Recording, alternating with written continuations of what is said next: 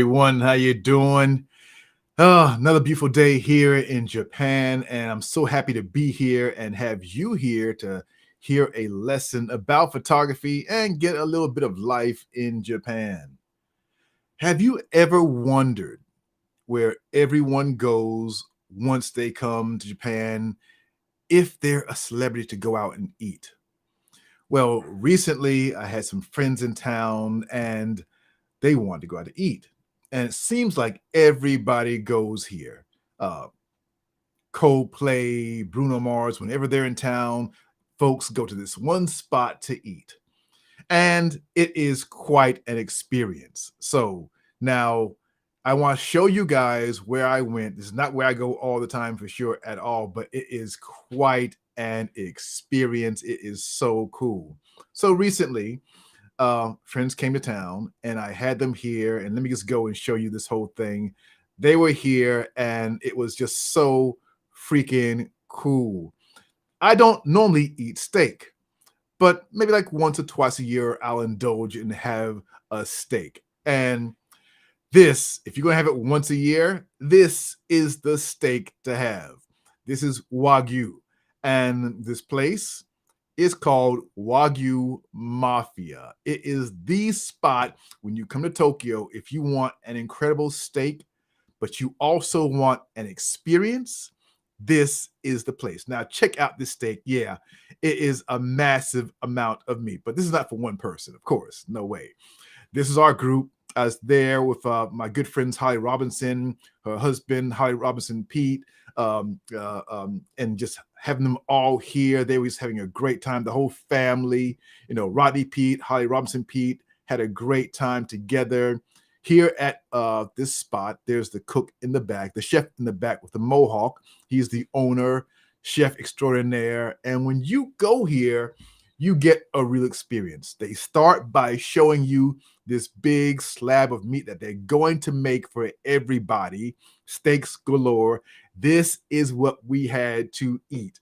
Now, again, once a year, I'll have a steak, and this is all I can have for the year, for sure. So you watch them, it's like you're being in their living room. Actually, no, not the living room. It's like you're in their kitchen because it's intimate. You sit in front of the kitchen and you watch them from beginning to end as they make your steak and everything else. But this is Japan, so it's more than just the steak. So again, the chef is there with his mohawk. He's the one in charge, and you're watching everybody as they prepare everything from cutting the steak to, of course, marinating it, putting it under the oven, the whole 9 yards. So this guy is a master chef. Here he is doing his thing in Wagyu Mafia. Fantastic experience. And because you're in Japan, it's not just a regular steak. You're getting little appetizers throughout. So have you ever had sushi steak? Well, you get all types of dishes when you go to Wagyu Mafia. And I've got to say, they are incredible. I probably never had this anywhere else, but this day, this was absolutely delicious. Blew me away. I loved it. Everything from the appetizers down to, check out my buddy here. He is, Robbie having a great time after he had a first bite of this Wagyu served as, tartare, and it was so delicious. Melt in your mouth. Absolutely fantastic. Every dish is an experience. There's incredible music playing. So a lot of people in the music industry end up going to this spot because it's an experience and it's a lot of fun. And as they bring out every course, it's like this. They're animated, it's fun. And on top of that, the food is absolutely delicious. So if you're into steak, definitely have Wagyu Mafia when you come to Tokyo. It's a spot you will never forget. It's not just about great food. It's truly an experience. It's like having a concert as you're having dinner. And all of the chefs, all the staff, they're animated. They're just giving you this wonderful time, serving the food with a smile, with jokes, and with great music. And then you get to the main course, the steak. And when it comes out one by one, they take it, show it to you, and you get it up close and personal. So look at this baby. It's smoking, still on fire on the outside. And that's right before he placed it right in front of me. And I got to chew down on this baby. It was so delicious. Absolutely amazing experience. And of course, I'm there with my Nikon Z8 taking pictures of the entire night because it was experience. I had no idea when I got there that it would be this type of an experience, but it was incredible. And then the steak. Oh, this was fantastic. I mean, you name it, whatever you want, whatever style you want, tartar, well done, medium rare, you get it that way, and it comes on your plate. And then at the end, there's a celebration of just throwing like leaves up. The music's playing. It's a great way to end the night. And I will never forget this night going to Wagyu Mafia and having an absolute ball. So when you come to Tokyo, definitely try to get yourself a seat at Wagyu Mafia. It is on the expensive side, but it is absolutely worth it. So if you want to find out where all the celebs come when they come to Tokyo, this is one of those spots, and it's worthwhile. I haven't had steak like this ever in my life. Now, what's funny, it's not really a Japanese experience. It's definitely made for tourists who come to here because you won't get this kind of energy and atmosphere anywhere else that I've ever been in Tokyo. But if you want to have a great experience, great music, incredible food, check out Wagyu Mafia. It's a place that I will never, ever forget. Now, we always have questions at the end of each segment before I go to the lesson today. This lesson is the first of the lessons for September. I want you to make sure that you are aware that we have these sections for you to come in. So make sure you are paying attention as we dive into the lessons for this entire month. These are definitely important for you as a visual, as a photographer. So I'll make sure that as we dive into the lesson, we give you time to take it in and learn. If you want to be a better photographer, it's not just about having one beautiful picture. Anyone can luck up and get a great picture. But telling a story is more thought that goes into it. There's a theme, and just like a great movie, you take them through the story. So this month, I want to concentrate on that, giving you information about how you can not only take a great picture, but tell a complete story. So today I'm going to dive into going through something that happened a while ago and turn it into a story. First, let me see if we have any questions. I see people coming in there. Hello, Vanessa. Good to see you here. Good to see everybody there. It's 3 a.m. wherever she is. And Vanessa, where are you watching from at 3 in the morning? I love seeing you here. That's super, super cool. We are here every week on Twitch, Twitter, Facebook, and yes, on YouTube. And this will live on YouTube after we're done. So come on in, check it. Make sure you subscribe so you can get the notifications when we go live every single week. We're here for you. Thank you for being here, Vanessa, at 3 a.m. Love seeing that in a big way. Now, let's dive into the lesson for today. Today, we're talking about storytelling, but in a more concise way. My name is Matthew Jordan Smith. I've been a professional photographer for over 35 years, and I love this industry. I want to help you be a better photographer, and that's why I'm here every single week to give you little tips to help you be just a little bit better, one step at a time. Now, I'm also a Nikon ambassador. I'm shooting right now with the Nikon Z9 and the Z8. Love both those cameras. They are incredible. Everything you're seeing is shot with those cameras. So let's dive in. So right away, today is all about defining your story. It doesn't matter what story you want to tell. You want to start by first figuring out how to tell a better visual story as a photographer. This also works if you're a videographer. Storytelling works, period. So we'll talk about visuals and storytelling. And the first thing you want to do when you're thinking about a story is give it a name. You're in a great place. You want to tell a full story. So for you, visually, you need a name for your story. This is all shot in Kyoto, Japan. And I shot this during the pandemic. So Kyoto is normally one of the busiest places in Japan. It's probably the #1 spot for tourists to come and check out. And I get it because it's incredibly beautiful. It's old Japan. And the temples, the shrines, everything that comes with Kyoto is just absolutely beautiful.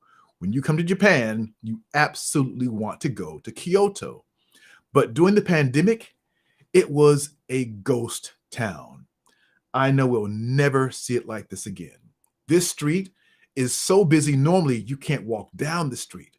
But during the pandemic, when Japan was closed off to people coming in who didn't live here, you couldn't get in, and these streets were absolutely empty.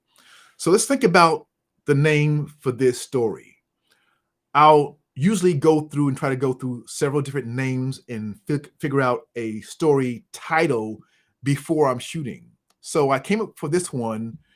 Wow, it feels lonely being in Kyoto. So I called the story Lonely Kyoto because that's what it felt like being on these streets. It was beautiful, I will admit, but it was lonely after being there so many times and experiencing it when there are so many people. To see that totally opposite was interesting. So let's go through now with this. We have these lost crowds in Kyoto, uncharted quietude. That's definitely what this feels like, being in Kyoto and having this feeling. The crowds are gone. You could use this as a title also, Lost Crowds. Let's think about this as a title. And then a subtitle would be Kyoto's Uncharted Quietude. That could work too as a title. I'm going to stay with Lonely Kyoto, but it's good to have a title for your story and maybe even a subtitle. So think about anything you want. There is no wrong when it's your story. You come up with it. It's anything you want to be. Let's go with quiet, or actually Lonely Kyoto. Let's stay with that. So here we are at a place where there's people everywhere normally, and you see no one. It feels quiet. It feels lonely in this beautiful, beautiful place. Let's go further. As I take a sip of my tea, as always. This is one of the, let me go back, went too fast on that one. Go back on this. This is an area where it's so beautiful. But because it's so beautiful, as you walk through, there are thousands of people. I never thought I'd see it this way. And getting the chance to walk around and see Kyoto this way was absolutely beautiful. And even seeing, the cats at the different temples and shrines as you walk around, and you feel how quiet and lonely it must feel. Even for this cat, he must be like, okay, I'll never have this experience to just sit here and chill. Normally people out here bothering him, I'm sure, feeding him or whatever. He doesn't have this peace. But this day or this period during the COVID pandemic, it definitely felt that way. And I was happy to be able to get there and get pictures.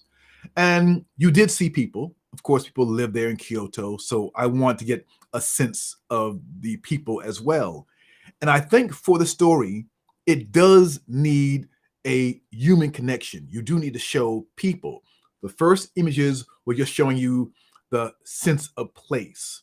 Every story needs a sense of place. So if you watch any movie, like the first probably 15 seconds of that movie beginning, they'll show you where you are. They'll set it up with a sense of place. Is it in a big city? Is it in the countryside? Is it in a foreign country? You learn that right away, so immediately you know where you are.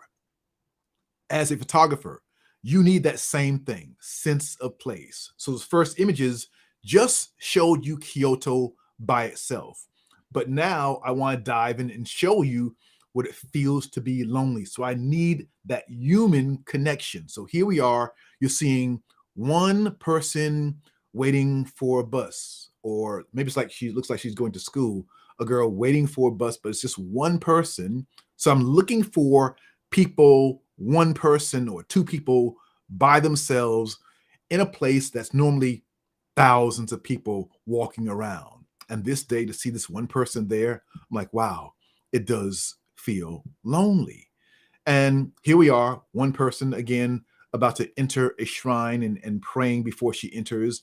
But normally there'd be a long line of people waiting to get in. And of course, tourists everywhere taking pictures, going in. So to get this moment was special. This is where you're setting up the feeling in your pictures. So each picture should support the story, your theme, your idea, whatever that idea is. Quietude, lonely, peaceful. Here is a guy who's normally busy with tourists, taking them around, and he has no business. He's just sitting there by himself, almost like he's meditating and hoping and wishing for people to come back. That time is now. So right now, if you go to Kyoto, it's going to be 1,000 people everywhere. You won't see it like this. Hopefully never again. But during this period, it felt quiet or lonely. And in that quietude, it was really beautiful. And I was happy to be able to capture all these images and share this to you now as a story. So here's another really busy area. And there were just two girls walking out of the temple. And it's just crazy to see this. One vendor, nobody there buying anything, nobody there even looking.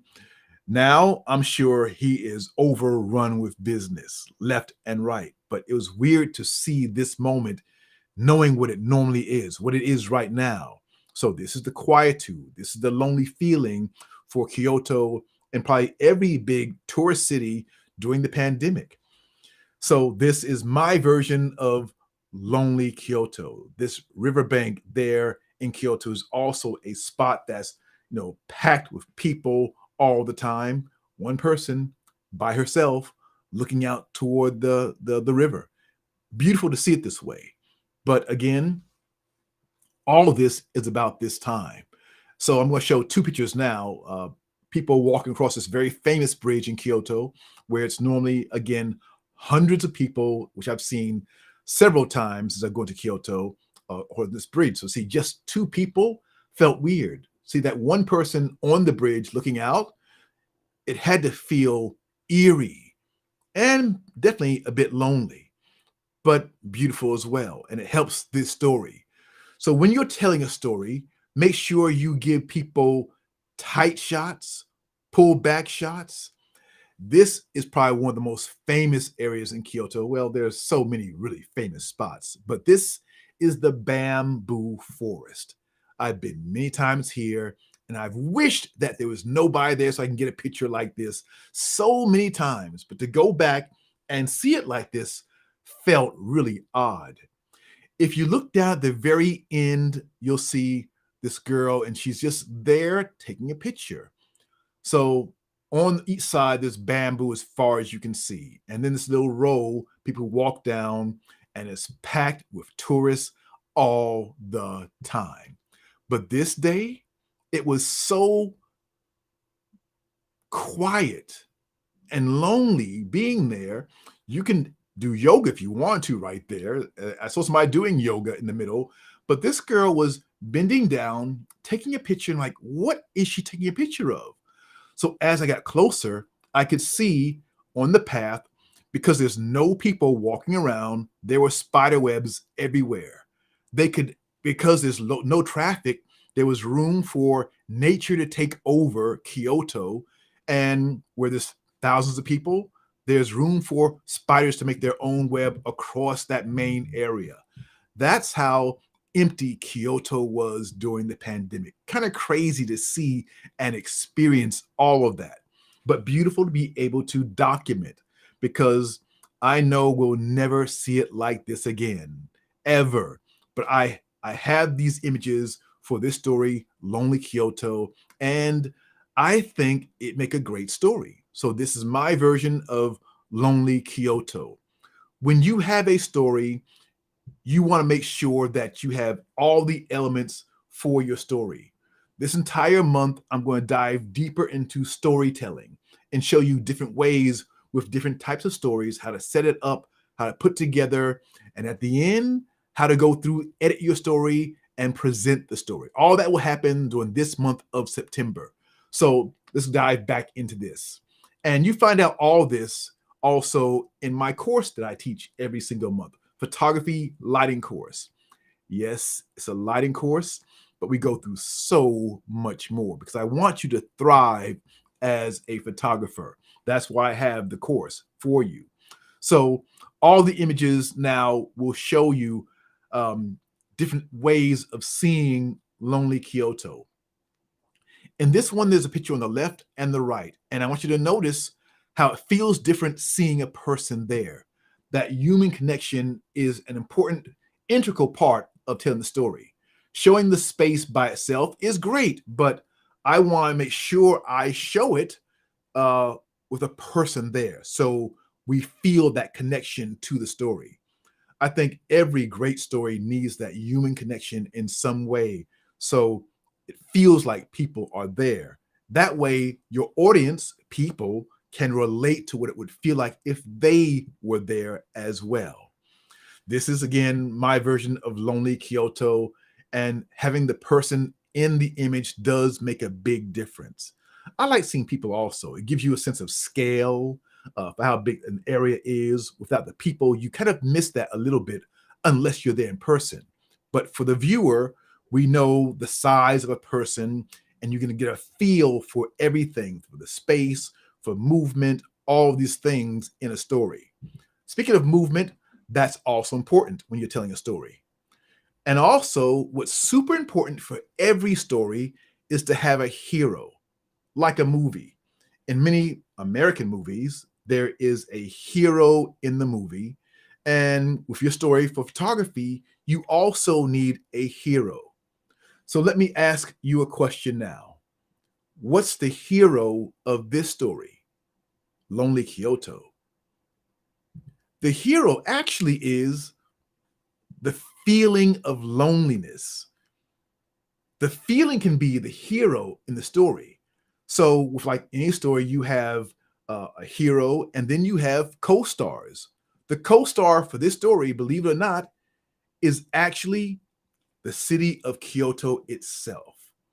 That's the backdrop, the supporting cast. Kyoto is supporting, but the feeling of loneliness is really the hero for this story. Now, we're going to go through other stories all this month to help you and illustrate how you tell a story in a stronger way. It can be anything you want. We'll go through different versions of stories so you can learn how you can make your stories stronger and make your pictures stronger as well. When people can connect to your story, they'll connect to you, and you will hopefully have business as a photographer forever. Okay, it is now question time. I want you to feel free to ask any question about anything you've seen today. First, we went through and talked about Wagyu Mafia. Had a great time talking about steak for a moment. And I don't really eat that much steak. Again, like once a year, I'll have myself a steak. Besides that, I'm having more like fish throughout the rest of the year, fish and chicken for the most part, but rarely having a steak. But that day was great to indulge in a great steak. And if you come to Japan, definitely try to get into Wagyu Mafia.